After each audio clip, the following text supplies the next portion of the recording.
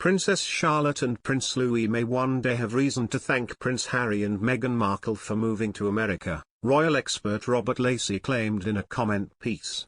Last month marked 2 years since the Duke and Duchess of Sussex announced they would be stepping back from their role as senior members of the royal family, instead choosing to split their time between the UK and North America.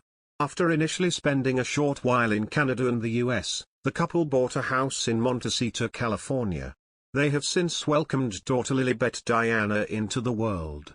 Coronavirus restrictions initially prevented the Sussexes from returning to the UK if they wanted to, though Harry has made the trip back on a few occasions since those were lifted.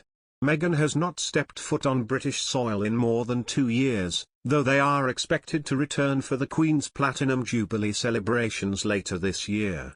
Royal expert Robert Lacey wrote in a comment piece for the Daily Beast in February 2020, shortly after the Sussexes stepped back, that other royal heirs may have reason to thank Harry in years to come. Mr. Lacey said Harry and Meghan's ambition to avoid dependence on taxpayers' money or handouts from Dad is admirable, but such ambitions will founder if this prompts contrary dependence on over-wealthy banks or dubious patrons. He said, but the couple seem to be aware of this, and the massive popular appeal they enjoy in Canada and the US could prove quite transformative. One day William's younger children, Charlotte and Louis, may have reason to thank their uncle and aunt for pioneering a brighter, freer and more creative international destiny for royal heirs than a carriage-borne wedding and seats on the board of a dozen predictable British charities. Domestic traditionalists jibe and sneer at it all, and it is a tragedy that much of the British press has joined in the refusal to allow this unconventional pair to be themselves. Poor Harry, he has never fitted in.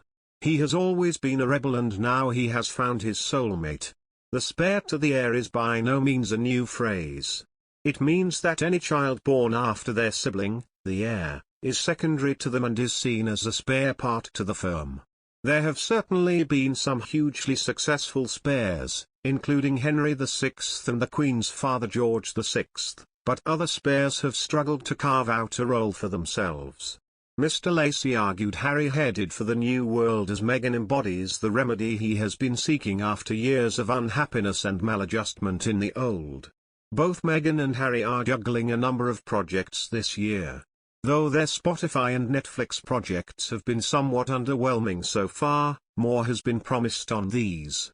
Harry is serving as Chief Impact Officer at mental health startup BetterUp, and is set to release a memoir at some point this year.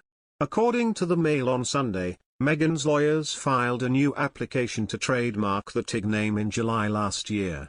The site featured a range of personal essays delving into the relationship she had with her mother, as well as inviting some of her nearest and dearest to write columns for the site. Both the TIG and her own Instagram account were shut down before she married into the royal family. Mr. Lacey urged Harry and Meghan to say good riddance to their previous Sussex royal titles.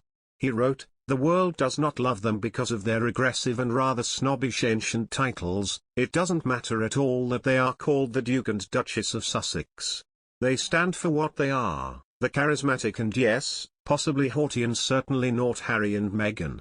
The Duke of Sussex, who is currently living in his $14 million mansion in California having stepped back from royal duty last year, gave a series of explosive interviews in 2021, in which he revealed an astonishing rift with his father as well as accusing an unnamed royal family member of racism.